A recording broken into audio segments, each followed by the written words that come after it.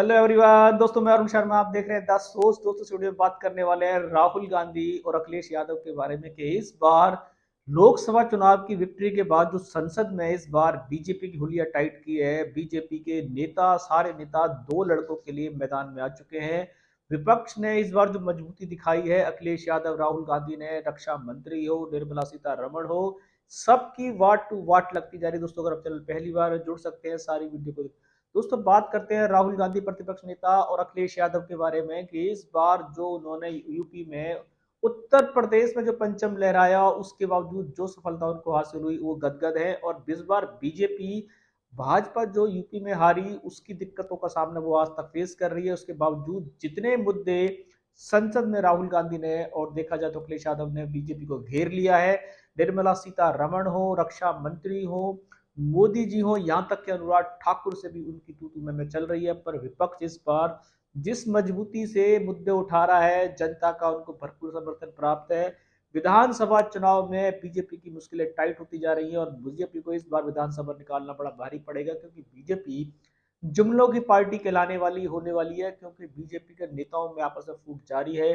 यहां तक कि योगी की सरकार खुद खतरे में चल रही है। उनके उप डिप्टी सीएम ने बवाल काट रखा है और वो उप सीएम अब तक बीजेपी के किसी भी मंथन में राजी नहीं है और बीजेपी के लिए वो आए दिन उसके लिए खड़ी कर रहे हैं। पर राहुल गांधी और अखिलेश यादव की जो जोड़ी इस बार आई थी, हर बार उन पर यह आरोप लगता था कि दो लड़कों की जोड़ी धराशायी हो जाएगी, हाथी उड़ जाएगा, साइकिल पंचर हो जाएगी। पर इस बार बीजेपी की साइकिल पंचर कर दी है और बीजेपी के जितने भी मुद्दे, बीजेपी जिनको सुलझाने में नाकामयाब रही थी, राहुल गांधी ने डंके की चोट पर संसद में घेराव कर दिया है।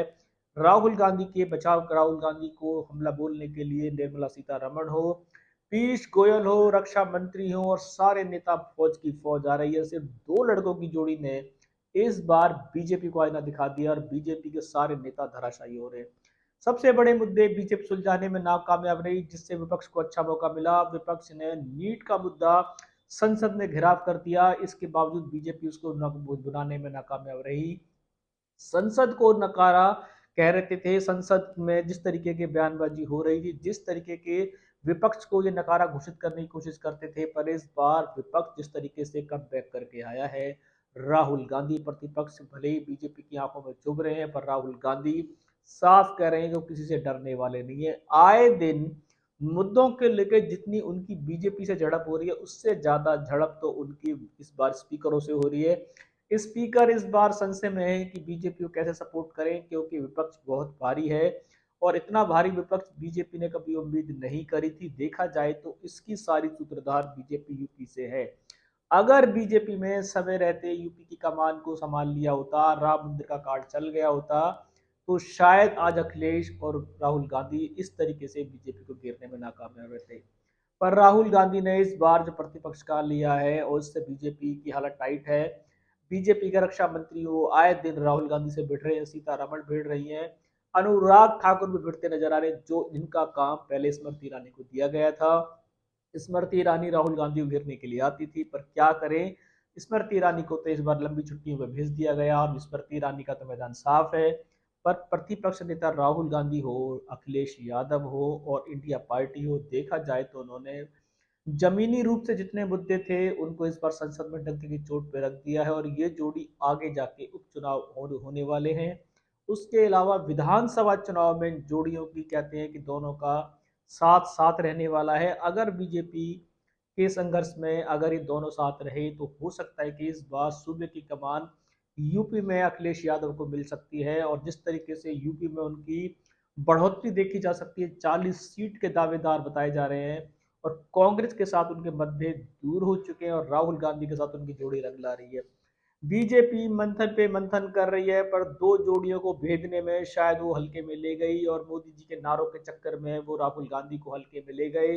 अखिलेश यादव को तो कुछ वो समझते ही नहीं थे। इस चक्कर में बीजेपी औंधे मुंह गिरी। योगी की जुमलेबाजी के चक्कर में, फ्री के राशन के चक्कर में, योगी की बातों में बीजेपी मुक्की खा गई। योगी को ये पता ही नहीं पड़ा कि अयोध्या सीट भी उनके हाथ से जा चुकी है।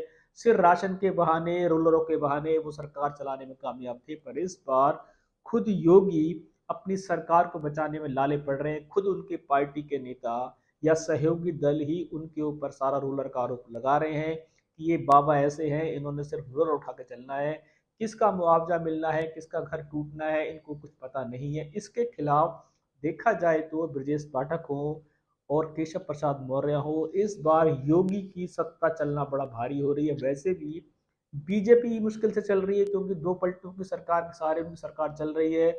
उनको बजट में सबसे बड़े बड़े झुंझुने दे दिए गए हैं ताकि इस बजट सरकार किसी भी तरीके से अल्पत में ना आए। उसी तरीके से केशव प्रसाद मौर्य को भी बीजेपी बहुत लालच दे रही है, समझाने की कोशिश कर रही है, पर अभी तक उनके सूबे की कमान मुखिया से विचार नहीं मिल रहे हैं।